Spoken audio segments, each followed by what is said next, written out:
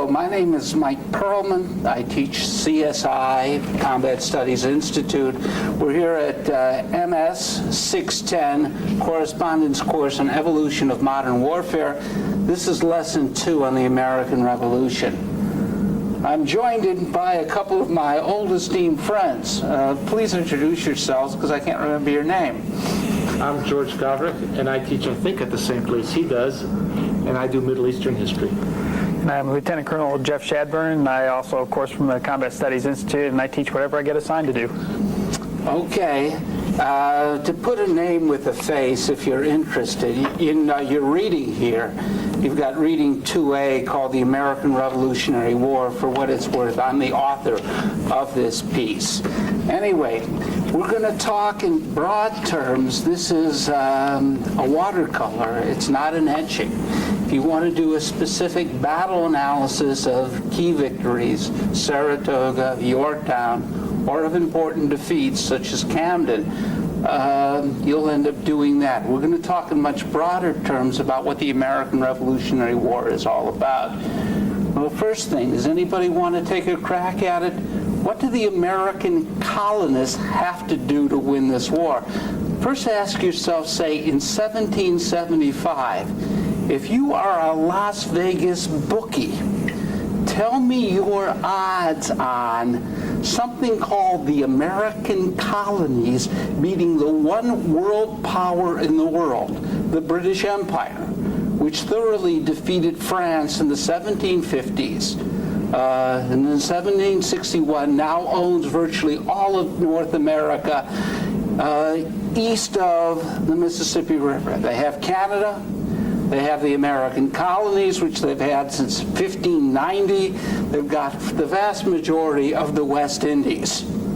They are the one world power, and they're being challenged in 1775 by the colony of Massachusetts. You tell me the odds on the colony of Massachusetts beating the British Empire. Want to take a crack at this? I'd say the odds are stacked against the Americans. Well, they're not even the Americans. They're the colony of Massachusetts. What do you mean by odds stacked? Give me numbers.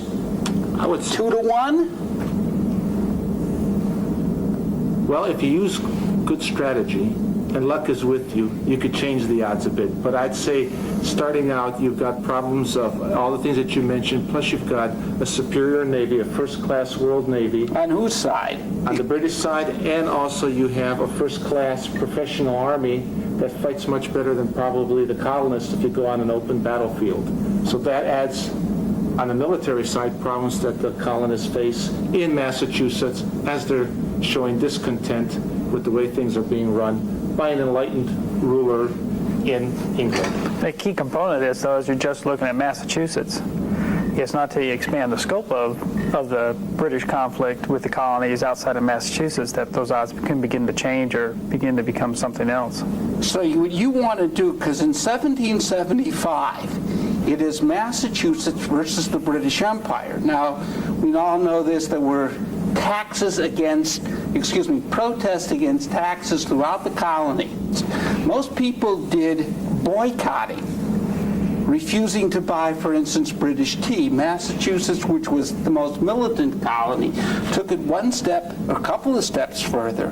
They destroyed British tea, which is a monopoly of the British government. Thereupon, the British Empire puts Massachusetts under martial rule. They go out to collect guns from the Massachusetts militia. In the process, Massachusetts militia gets on the high ground, kills approximately 150 British soldiers. This is high treason. This isn't an act of war because these are rebels. They're going to be, if they lose, end up like Braveheart, going to be drawn and quartered, their bodies are going to be severed, it's going to be sent to the edges of the British Empire as a warning post. All right, that is, to say the least, serious business. Okay, you're Massachusetts, you try to now figure your way out of this mess. What's the first thing you got to do? First thing I got to do is I got to get me some friends. Oh, and who's going to take over your problem? I don't want to wind up like your typical Scottish or Irish rebel to be cracked down the middle like I'm a wishbone. And still, that's the only chance I have.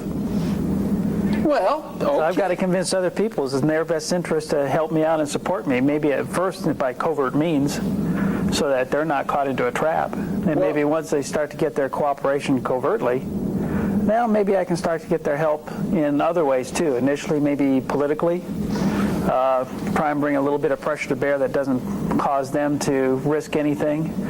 But I don't think that's the situation Massachusetts has, because the other colonies are also having problems with the British Crown that are of their own. So to try and get that cooperation and help from other colonies is not that difficult. The difficulty is getting the armed insurrection from those other colonies. That would become the difficult thing to create.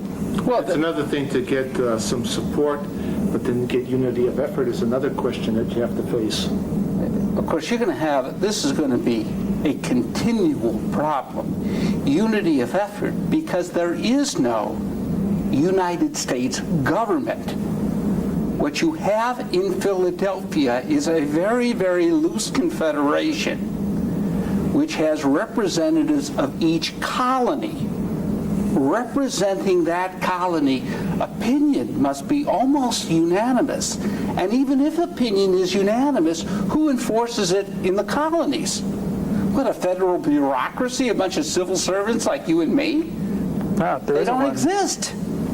So what you've got is a kind of a debating society which, when it even has a resolution of issues, makes requests back to the local states. They're like the Afghan rebels in Afghanistan resisting some outside foreign power, and they don't have unity, but somehow they have a desire to resist. And maybe in the long run, given historical hindsight, that works to their advantage. What works to their advantage? The desire to resist that foreigner, the British, over time. They'll be able to gather more and more support for the resistance, finding out that the British policy may sometimes be counterproductive, and it works to your advantage. All of a sudden, that silent majority starts to, for numerous reasons, join the cause to fight against the British, so that then the locals are in a minority supporting the British. And then you hope, or maybe you don't even hope at that time, but maybe I would think that initially you would like to get some outside support. Sure, you'd like to get all the health support you Make can this into get. a major effort that the British have to exert, because you're getting support from countries like France, the Dutch, because the British are not the most popular. To be number one on the block usually means you've got people who would like to take you down. So these things can work to your advantage over the long haul. But I don't think in 1775, 76, anyone's that prophetic. Well, from the get-go, the colonists know that France wants revenge for having lost Canada, much of India, certain islands in the Caribbean in 1763. That's what they want. However, the question is, are you going to get it just because you want it? There are things that are restraining France. France has got an enormous public debt to begin with, from having fought Britain for the last 80 years. Now, Jeff is absolutely right. They're going to come in, quote, covertly, with what we call it plausible deniability, by running guns and running gold and running some gunpowder through Martinique into the colonies. But like all plausible deniability, the English know exactly what's happening. The thing is, the English don't want to fight France. And in 1775, 1776, I don't think France wants to fight England if it turns out to be a war of us, France versus England, and who gains by it? Exactly right. France doesn't want to get involved Well, if they think they can lose something. Well, they don't want to get involved if they think that the colonists are simply going to push France up forward and they're going to have a freebie. Correct. They just want to make trouble for the British. Just make it hard for the British is all the French want to do. It means that the colonists are going to have to prove to France first that they are an ally worth having, who will actually pay, at least in the American theater, the lion's share in blood and treasure. The only way to prove that is to have some victories under your belt before France says, these guys are worth betting on.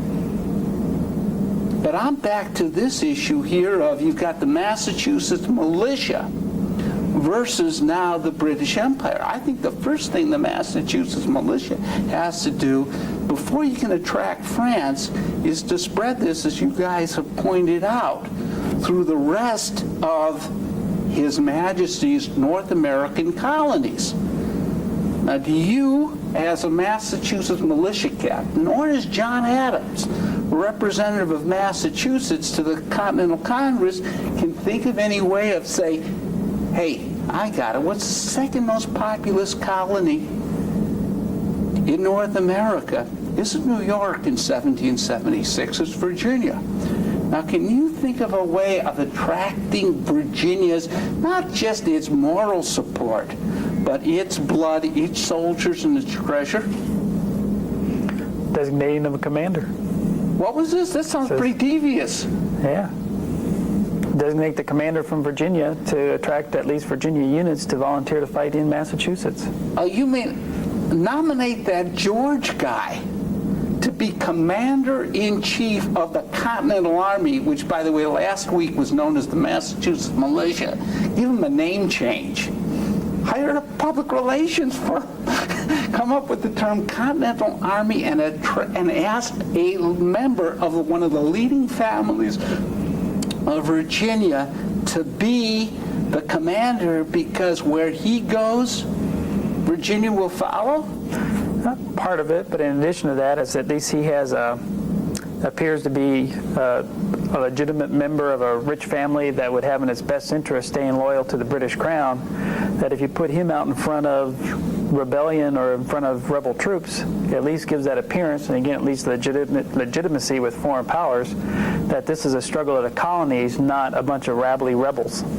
So in effect, he is a very good soldier for somebody having aspirations to have been a professional soldier himself, being an American, and that being very difficult to be an appointment for an American to a British regular regiment. He's the type of guy who could be some sort of soldier statesman and attract French intervention? At least as a possibility, but I think initially with the Continental Congress, I don't think they're capable of foreseeing that far ahead. I think initially they're looking for anybody with conventional military training. In their minds, that means somebody that's led troops, not necessarily a theoretical background like we would think of it today, with learning and going to schools, into military schools. They're just looking for somebody that at least has that presence, that has that appearance of being military, that knows something about what they're talking about, and who has led troops in combat. Even though we know that George Washington hasn't necessarily been successful in that endeavor. Well, who's your alternative? But that's it. If there's no alternative, this is your best one, unless you hire somebody from outside, and that's A foreign mercenary to be commander of an army? Sure, why not? It's been done before. Has it? That's the way warfare is conducted in the 18th century. You change sides. It's free agency at its best. Well, I think that's I interesting. think those are foot soldiers. I'm not sure they have commanders changing, or am I wrong? Generals change sides. In Europe, Yes. you have that quite a bit. Now I'm going to have names escape me. Clausewitz, Jomini, famous generals who switch sides. Then the other thing that's interesting is when you do give command to George Washington, what kind of army is he going to try to craft? He's not going to try to craft a guerrilla army that's going to do raiding, but he'd like to create an army that's like the British, trains like the British, is disciplined like the British, and can beat the British on the battlefield. You mean in a European-type conventional battle? Yes. And I think there are two things at work here. I'm not sure how much George Washington understands them at the beginning, but if you can beat the British on the battlefield with their kind of army, you're going to gain politically from it. But also, too, I think your chances of getting support from countries like France are better if you are not a guerrilla like Che Guevara, a loony out there that you can't trust, but someone who is of the same fiber, a cloth, as Europeans are, so that you have the idea of, here's a gentleman who is waging a conventional war, not a revolutionary who's going to be hacking away with a guillotine people on the British side. That adds an attraction too, which I think is important for the rebel cause. Well, okay, so what you've got here with George Washington is I guess he's in his mid to late 40s now, a man who had in his youth aspired to have been an officer in a regular British regiment. Frankly, his sponsor, Edward Braddock, was going to sponsor Washington, and then, as we know, Braddock had a blind date with a tomahawk at the site of present-day Pittsburgh in the French-Indian Wars. When he was killed, Washington went into retirement. But I have a question. Looking back in hindsight, which of course Washington doesn't have, and we have seen colonial rebellions in the 20th century basically fought as of unconventional wars. Maybe only a third stage of a quote, a Maoist insurrection, beginning with political organization, going into guerrilla war, and then finally, at the very cherry on top of the cake, a climactic final battle in which the war is really kind of won politically, or the other side is degraded by 10, 15 years of guerrilla war. Would this have not been a better way for Washington to have fought the war? What's the downside about trying to meet or beat the British in a conventional war? What's the downside? Yeah. It's going to be tough to take Americans, mold them with the kind of discipline that the British have into an army. And you have to remember that a good part of the British Army are mercenaries, people who are trained to fight in an organization, paid to fight in an organization. Here you have problems of money to pay soldiers. You have a much more individualistic spirit among Americans. They like to fight with or hunt with guns as individuals. And to bring that discipline in a pioneering society is going to be very difficult to do that. You mean the I don't know, the hunter, the 18th century hunter is not an 18th century soldier? I mean, he uses a gun, doesn't he? What's the difference between them? You have to mold them into fighting as a unit with discipline, with rules of engagement, with uniforms. Rising in dawn, disciplining them, marching on the battlefield. These things are things that a pioneer... The ability to hunter, overcome self-preservation instincts. Because they are trained not for... They don't have what normal people do, self-concern, but they have been welded over 3 to 10 year period in what? In linear formations, literally elbow to elbow, so that when an officer or a sergeant major says, ready, level, fire, it's because it's not aim, because there is no aiming, it can crack off in a volley fire. Then the line breaks, in comes the next line. They can do this every 15 to 30 seconds, finally ending it up with what really counts, which is a bayonet charge. It's not individualism, it's a corporate unity. It's very, very difficult to train. And I got a question. If it is so difficult to do this and overcome what I guess is the natural lifestyle of American individualists, why try to do it? Why don't you try to do what, say, is more natural to Americans, which is to do what the Massachusetts militia did at Lexington and Concord, which is to melt into the community, bushwhack, and run and have the British try to find you.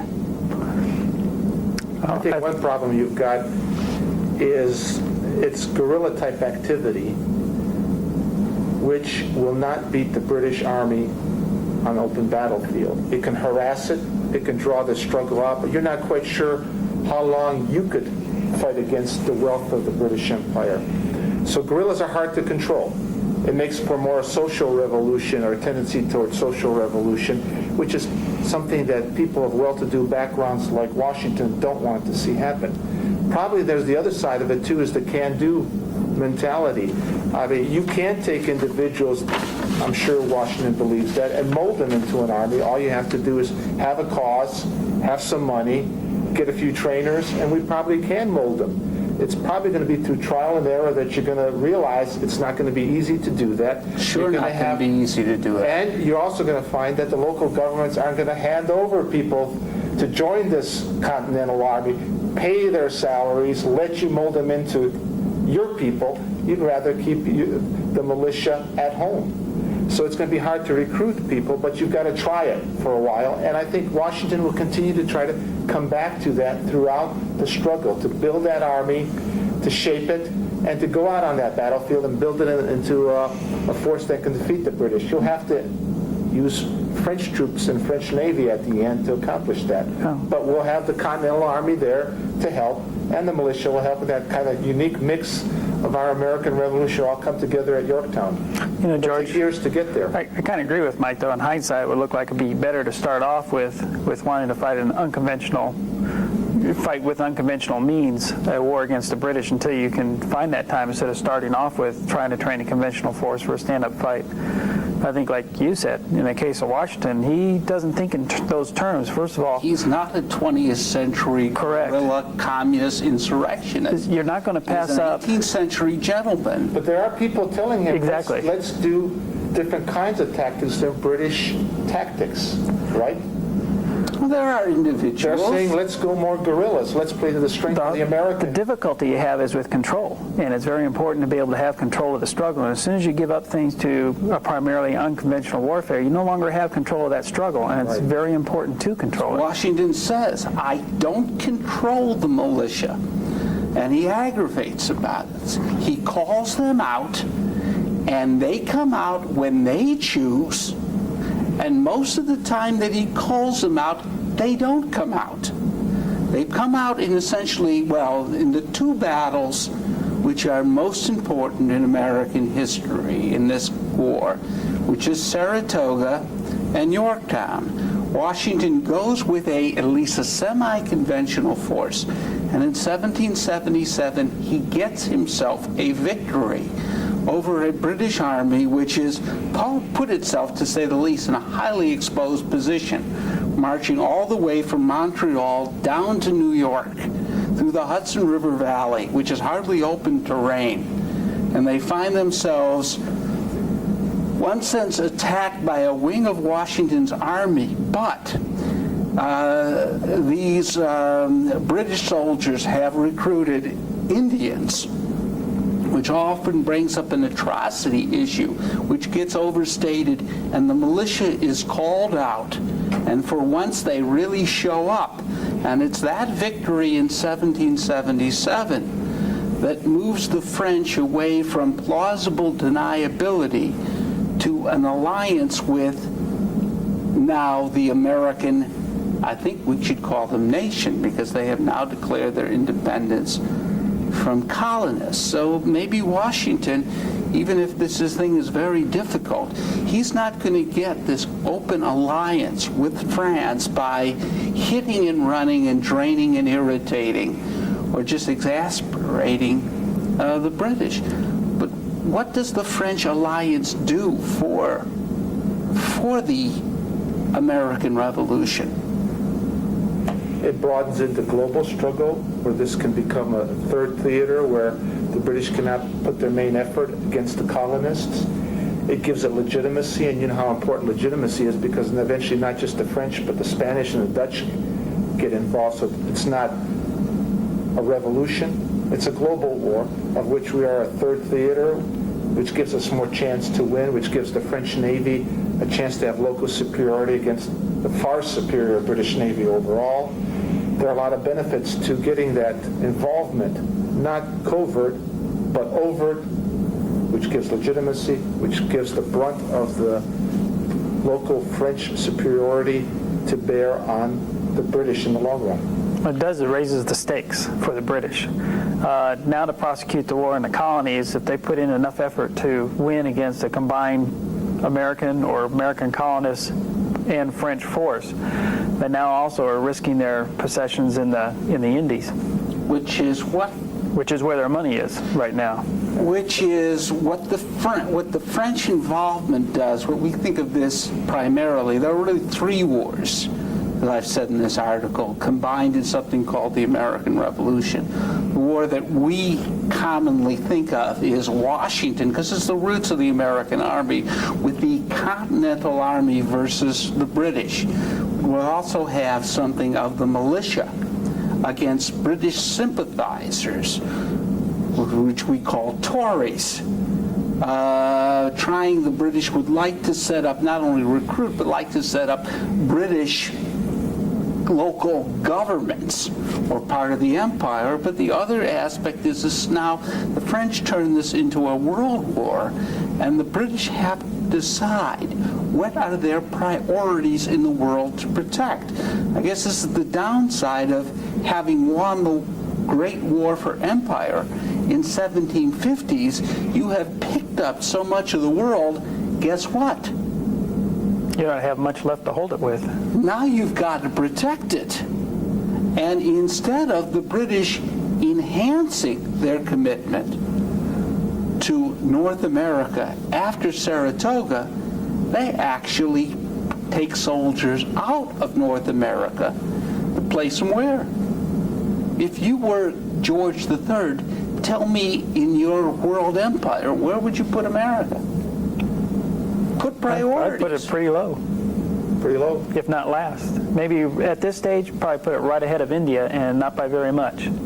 The first thing you've got to do is to protect the Channel from a French invasion. Second thing you need is, well, what does Spain want out of this war? They want to see an American colonist overthrow European empire? Guess if that gets habit forming, who's got the most to lose? Spain. Spain. So why are they? By the way, they never recognized America directly. America has an alliance with France, and France has an alliance with Spain. What does Spain want out of this war? No, I'm not sure. I'm not sure what they have to gain. I don't know if they can gain parts of their world empire they've been losing, or maybe just retain what they still have. They got something that they've irritated with the British since 1713. There's a part of Spain which is part of the British Empire. Gibraltar. You know, you still can't, I don't think today, go from Gibraltar into Spain. It is still one of these demarcation zones. Now we don't have anything in Berlin. Spain is, I guess, the last flashpoint of a war in Europe. Spain wants Gibraltar back, and the British want to keep Gibraltar because it is obviously the entrance and the exit of the whole Mediterranean. Now you got to choose. What's more important to you? I don't know. The Chesapeake Valley or Gibraltar? George III, make your decision. I like Gibraltar. You like Gibraltar. So now we've got the Channel #1, Gibraltar #2. Anything else?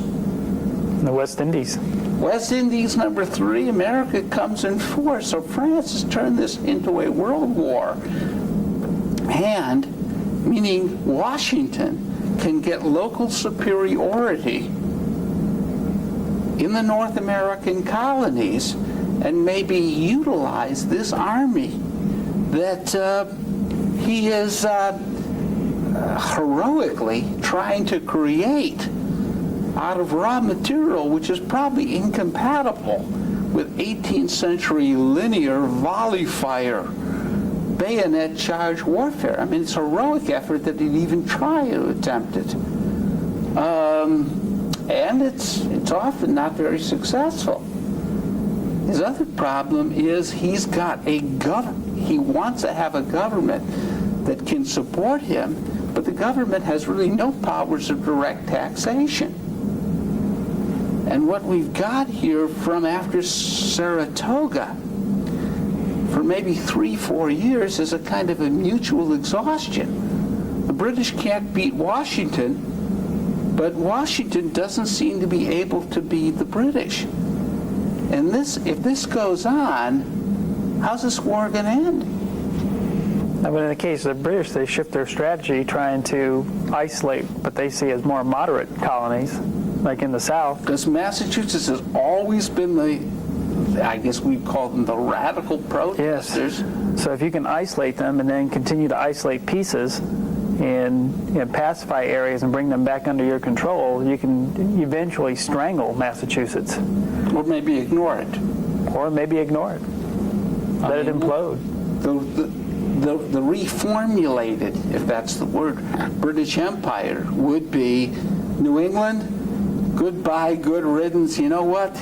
You've always cost us more than you're worth. You're a pain in the butt to begin with. You can take a hike, and we will have Canada, the West Indies, and I don't know, maybe America south of the Hudson River Valley, or maybe America south of the Chesapeake, or something like that. And we've got to cut our ambition to meet our capabilities or our responsibilities in the world. But where it approaches that stalemate will be up in New England. But in the South, in the southern colonies, it has not stalemated. In fact, the British will increase operations. Well, they'll increase, but what is their problem in the southern colonies? Their problem in the southern colonies is largely numbers. It's a large piece of ground. It's not well cultivated at this time. So as you move away from the seacoast, it's very difficult to live off the land. And because of extended distances, your lines of communications become extended and also become vulnerable to counter for any type of guerrilla type operation. Well, the major British base remains New York. They have a commitment there of approximately 10 to 12,000. Which is another thing. You just can't bring the numbers to bear in the southern colonies that you could when you were up in New England. 7,000 men to in effect pacify an area from Savannah, Georgia, up through Virginia. I mean, that's a drop in the bucket. In that case, what would you have to do?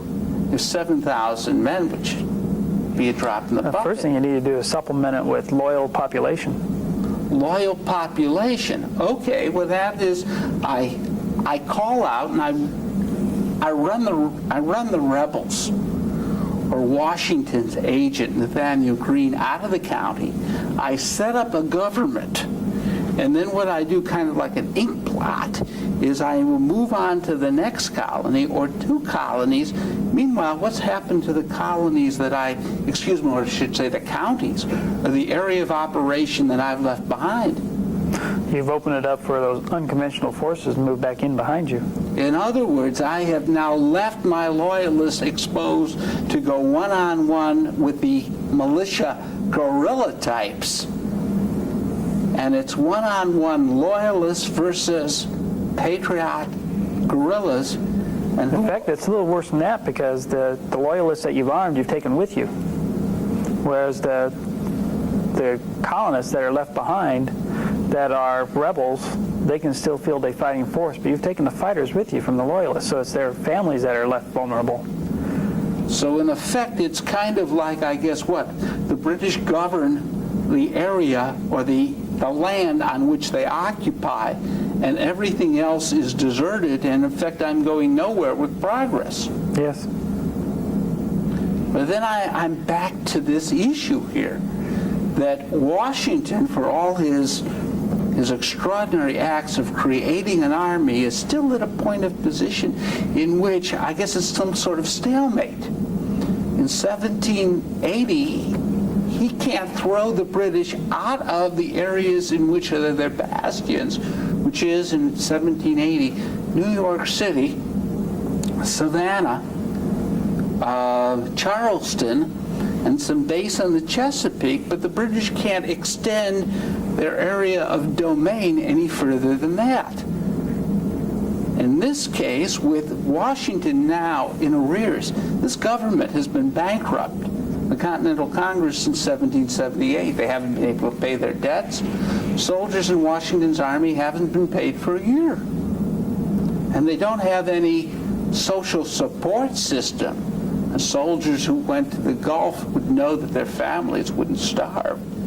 So I'm wondering what's going to happen if Washington can't make a spectacular victory at some godforsaken place like Yorktown. Well, not only that, I 1780. think before you even approach that, you got to take a look. What can the British generals do in the situation you're describing with the inkblot analogy? Well, maybe It's like they can't. They feel, well, no, I don't think so. I think a very important thing to set up before Yorktown is that they're thinking they've got to get back to the rear and take care of the problems that are erupting there. But before they do that, they have to beat the Continental forces that are in front of them. They have to get them. If they can deal with them and defeat them and destroy that Continental Army, given that they're not being paid, given that they have other problems that they'll probably begin to dissolve, first of all, then once you get rid of that force in front of you, on them. yes, once you can get rid of that conventional force in front of you, now you can turn around and take care of the unconventional forces. And you need to do that quickly because, by the way, you're stuck in the interior. And I don't think you can understand how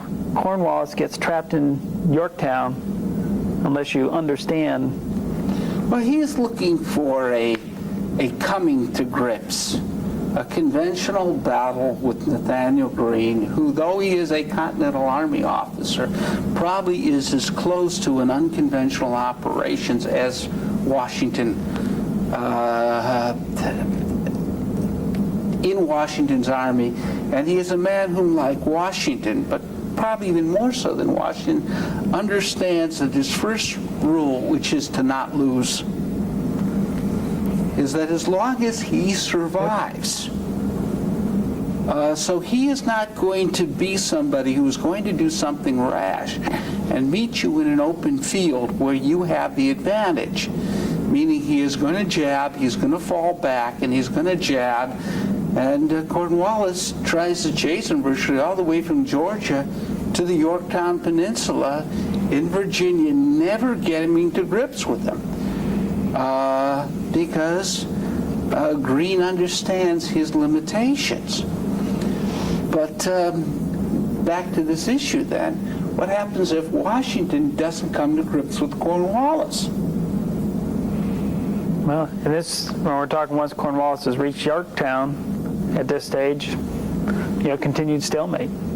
It's continued stalemate. That's essentially. But the British have to make the next move, and you're giving them that room to make another move, whether it's to pull Cornwallis back to New York so you have a united army again that can turn on Washington directly, which is a possibility, or if you bring in additional forces from Great Britain. Well, I'm not sure we can bring in additional forces from Great Britain without stripping other areas of the British Empire.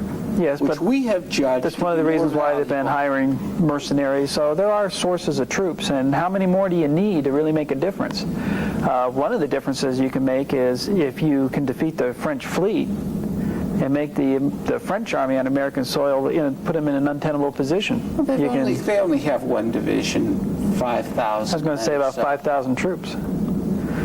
How many does Washington have? What, about 10,000 Continentals at this time? And they're less every day, less every week. That's a significant part of his combat power. If he says that if I don't do something spectacular I'm in a state of use them or lose them. In effect, these guys are literally facing starvation and rebellion in the ranks. When Cornwallis winds up at Yorktown, and Washington says, I have now trained this conventional force for a conventional battle. If I don't come to grips with him now, in effect, this army will fall apart. And I think what happens in situations like this is wars of mutual exhaustion become one in which the usual settlement is almost always the same, and that is diplomats settle this on the basis of what is called in Latin, what is it, uti possitatis, on the basis of what you possess. which is how the Vietnam War ended, in a kind of a the North Vietnamese army was badly defeated in the 72 Eastern Offensive, but the American public had it up to here with the war. So what happened was you simply had a peace treaty which said, well, we didn't throw the North Vietnamese out of South Vietnam. We're not going to negotiate them out of South Vietnam. The areas in which they possess, they'll keep. And in 1781, it means that the British Empire keeps what the British Empire occupies, which in 1781 is New York City, Savannah, Charleston, and a base in the Chesapeake Valley, a river, or excuse me, Chesapeake, what's it called again? Chesapeake Bay? Chesapeake Bay. I knew you'd contribute outstandingly. And because you're not going to negotiate out of what they have. And Washington would have liked to attack New York City, but there are some things that don't come his way. Number one is the French have spent an enormous amount of money building a fleet for power projection, and they're not about to run the narrows of New York Harbor. Staten Island on one side, occupied by British cannon, Brooklyn on the other side, this gauntlet. The French admiral says, by the way, his name is de Grasse, and he is given authorization to take 1/3 of the French fleet. It's West Indies fleet, protecting what the French still have in the West Indies, was Martinique, St. Croix. He's given authorization to take 1/3 of the fleet up to North America. He says, in effect, George, I'll meet you not in New York, but the Chesapeake Bay, and I'm going to take everything I've got. Now, why is this perhaps the key event? Cornwallis is now exhausted, sitting in Yorktown, and by the way, he sees now militia coming, advanced elements of Washington's Continental Army coming, and he's not doing a bloody thing. What's he waiting for? The British fleet? I mean, anytime he can see the Americans a force march, maybe getting numerical superiority on the ground through enormous effort, he's got a get out of jail free card. All he's got to do is be picked up and carried back to New York or Charleston. This is like an American soldiers today. Nobody questions. We always have air superiority. We start every war with it. And the British know that they have naval superiority. They start and they end every war with it. And then something happens that they don't count on. The French fleet shows up, and the British fleet shows up. The French fleet defeats the British fleet. Because they outnumber them 2-1, because they've set the whole kit and caboodle north to America, and in effect have stripped the West Indies of its protection. Well, I'd hate to be this French admiral. If my fleet gets sunk, go home, try to collect my pension. I'm going to be hung. Mm-hmm. But he shows up. Cornwallis has no way out, and Washington has him in a siege. At this point, he forces Cornwallis's complete surrender. George III wants to raise another army. Parliament says, we spent too much money on this hopeless exercise. This war is over. And the war is over. So is the lesson. Unless my friends have something to add. I'd like to add one thing real quick to take a look at when you follow this lesson and you take a look at the next lesson. One of the things that have been raised one of our peers in the Combat Studies Institute, the concept of compound warfare. And it gives a little bit of different framework than we've used to analyze the American Revolution here. But basically what his concept, Dr. Huber's concept of compound warfare says is if you have three preconditions that exist, it is very difficult, if not impossible, to beat a revolutionary force. And those three conditions are, one is to have simultaneous pressure from both conventional and unconventional forces or regular and irregular forces against an adversary. And you see that in the American Revolution with both the Continental Army and the militia at the same time. The second precondition is that the conventional force has to be nearly indestructible by having a safe haven that they can withdraw in. So they're able to maintain their existence continuously. But what's the safe haven for Continental Army? In this case, it's the interior of the colonies. They're able to pull back far enough from the coast that the British Army isn't able to chase them and bring them to be able to bring them to destruction. Because the British logistics base Can't is all support the it. way in London. It's 3,000 miles across the channel. Exactly. And if the British are 10 miles away from salt water, they're in trouble. Well, they're really ineffective. And once you get away from the river lines where you can bring your ships up, Yeah. yes, they're in a big hurt. The third thing is having a major power ally. In the case of the American Revolution, we see that in the French, that is at least the equal, if not the better, of the adversary in the first place. And if you have those three preconditions, it's very difficult to beat that revolutionary army. From our perspective, and the other thing I think So to it's not kind of simply think of, guerrilla war. it's not simply guerrilla war, it's this compound effect between both conventional and unconventional forces being used together Plus all the time. major foreign ally. and a foreign major ally. Who can bring things which the revolutionary cannot, simply doesn't have the economic base. Just as the Afghans can't produce Stinger missiles, Exactly. we can't produce a major fleet that can get at a key point naval supremacy and really prevent, because mobility is virtually all naval at this time. Washington makes a heroic force march, but his siege cannon is brought with him by the French Navy, and without that siege cannon, He's not able to Yorktown bring it wouldn't down. be a siege. It would be Cornwallis would be there today. That's right. Selling hot dogs at whatever it is at Yorktown. And playing the British anthem at a baseball game. Yes, whatever. The other thing to kind of keep in mind that if you ask yourself, what can the British do to win, is if you may not necessarily buy into the framework that Dr. Huber has, and not everybody does, but you can ask yourself, if you can identify those components and they are arrayed against you, in other words, talking about us as the American Army going into a situation, if you can break up one of those three components, you drastically increase your ability to win, or the odds against you, if we go back to your original analogy of what are the odds. And as long as those three things exist, the odds are lower. If you can break them up by defeating one of those, for example, find a way to get the French to back off. Give them some of the West Indies possessions back again. Maybe they'll say, okay, well, we won't support the American colonists then if you give us these pieces of terrain in the Caribbean. And you get rid of that major power ally that the colonists have to start with.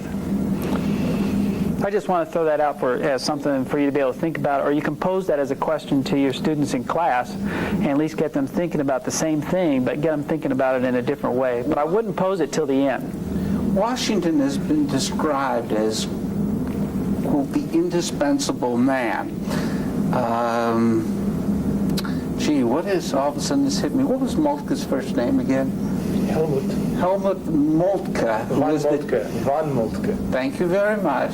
Okay. Chief of Just the give me- German General Staff of the 19th century during their spectacular wars of German unification. I guess the handful of truly great soldiers in the world, and a man who was frankly condescending to Americans. He has a famous quote about the Civil War, "What can I learn from two mobs butting heads in the wilderness?" Thought George Washington one of the greatest soldiers in the history of warfare. This is from the founder of the German General Staff. What is Washington's particular strengths? The first one is able to keep an army in being. That's the first one that kind of pops up. But in reality, what it is, he has a vision of how do you achieve victory against the British. And the way you do it is you defeat their conventional force that they have on the ground. And now, how do you do that is a different We problem. have very difficult, but I've got to create a force. The first way is create a force to be able to that can do that, which means another conventional force. You cannot defeat the British Army with an unconventional force. You can keep them in the cities. You can exhaust them. You can exhaust them. You can keep them in the cities, but you can't force them to leave the colonies. You need a conventional force to do that. What you might have been able to do with an unconventional force is keep Britain, as you say, in these places where they don't have access to. They would not rule the colonies. They would rule aspects of the colonies, essentially where salt water hits fresh water, which is where the ocean hits a river system. The ports without the goods are meaningless, and the American coastline has so many good harbors that the colonists can still export their goods wherever they want to. So Yes, but you would end up with what I've called is, without Washington, you would end up with the American coastline dotted with Hong Kongs, British Crown colonies administered by the British Empire. What his real genius and true greatness is, and it's very difficult for any person, is that Washington can shift gears. exactly. After 17, he first tries to fight the British in a conventional battle in Long Island, gets his clock clean in 1776. Whereupon he says, I don't do that no more. And he can go into what widely calls, well, attrition. Washington has a better word for this, which is protraction. Is I'm going to protract this war, which is my big, for the next, until I can raise a conventional army and get the British, my job is not to be beaten. It's not to win. But then he can shift gears again and saying protraction is no longer the way to win this war. Now, I have gone through this heroic act of creating a conventional army. I need a decisive victory. And switch gears again to go from a conventional soldier to a protraction war soldier back to conventional soldier, as the situation demands it, is really an extraordinary versatility. He's able to recognize the exact right time And then make that judgment. do it. And for example, when Greene moves down to South Carolina, he sends enough Continentals to keep Greene alive, but not enough that he has to drop his siege of New York City. I think that idea of vision, too, he's committed to the cause. He's noble in his effort for that cause. Sort of like, I hate to make the example to Khomeini, the power of his resistance to the Shah gives him a moral force to the people who are resisting the Shah. And think of the dedication that he puts into this cause. Here's a man of rich background who's out there in the boonies living with the soldiers. I think there's a moral force that he has with his troops, and you don't have to look at him as just a major commander of an army. Sometimes this army is only the size of what a brigade today, and that's what he's working with and being able to hold it together.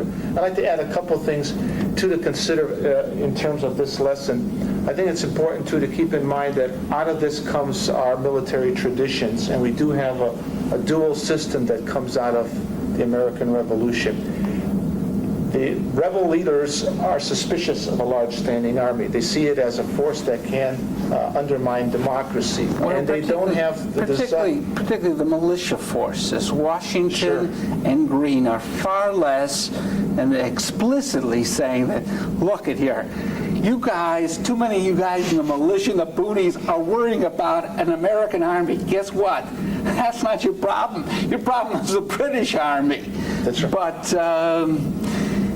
But this is part of something we do have to deal with in our culture. So from this point on, we will have a small standing army under suspicion by some of the leadership of the country, with the militia under the control of the governors eventually, which creates a dual system, and we'll have to work with it to this day. The second thing I think that's very interesting is in this kind of revolutionary war that we see that armies and militia forces are not only there to win on the battle tactically, that you can have a lot of defeat, but the most important thing is to still keep the force in being. And if you look at the Continental Army, while it loses a lot of battles, it is probably the symbol of the revolution, the one national institution And that Washington and Greene explicitly identify this. Exactly. And And say that as long as we exist, this war goes on, which is where they are in their protraction phase. Right. Because in this case, we win all ties. What Washington in particular, what I give him as points is being able to judge when that is no longer good enough. When guess what? A tie is now a mutual defeat, and judging it right at this period in which now I literally have to throw the dice. So And in a his way, judgment is extraordinary. in a way, then the Army is, from the political side, a source of legitimacy for the cause. A thing to attract foreigners to put money on it, the fact that we can win with this army because it's there at a certain point in the struggle. The second thing is the militia. Though they are often inept tactically, they don't support the Continental Army like Washington would like to. They play an important role in the locality. They ensure that the local government, when the British Army is not present, is on the side of the revolution. They serve as a coercive force. They serve as a force that mobilizes the silent majority, if you will, eventually on the side of the revolution. And it's a real thorn in the British attempts to defeat the Continental Army, because if they focus on the Continental Army, they cannot control the small little areas. And if they focus on on the small little areas, then the Continental Army comes and does a big raid and causes problems. So So you're- the two together work well, and that's why when the victory comes, why not keep the two? Because there is no major land threat to the country, so you can live with a small little army and depend on the militia to help you, and that's going to be our next 100 years of history. Isn't this Jeff's point? Is that presenting British not with one problem, but two: a conventional force, an unconventional force. Wait, the foreign ally, the French Navy, presents them with a third problem. My God, I don't think they understood this in 1775. Okay, I have a new setting because I've added on this last 4 or 5 minutes as a summary of at least our presentation on the American Revolution, and should have given more credit than we originally did to Washington's, I'm going to use the word genius, at generalship. He's certainly not the greatest tactician in the world. He isn't the best tactician in the American Armed Forces. In the American Revolutionary War, Nathaniel Greene's a better tactician. But Washington has real genius that few people, professional soldiers even, can approach in his ability to switch gears, to switch strategies, and a judgment when one strategy or orientation is right and when it must be jettisoned for another. Let me give a comparison. George Patton was absolutely brilliant when it came to pursuit. Eisenhower said there was never anybody in the history of the American Army who was better at conducting a pursuit than Patton. But when it came to set-piece battles, say in October 1944 at the West Wall, he was no great shakes. His rival, Bernard Montgomery, was an excellent general when it came to set-piece battles. He frankly stunk when it came to pursuit. Not Eisenhower, I'm back to Washington. Washington realizes after losing Long Island in 1776 that he doesn't have an army that can conduct a conventional operation or campaign against the British. He will have to build one. And he goes to protract the war, not to win it, but not to win it, but rather his goal is not to lose it for the next 2-3 years. After that, he has a much better judgment than other people that he now has to win it. because frankly, the finances, the reach, the support that this American government, which really isn't a government, can give him is waning. And as I at least said before, in the first half of this taping, it's time to use his army or lose it.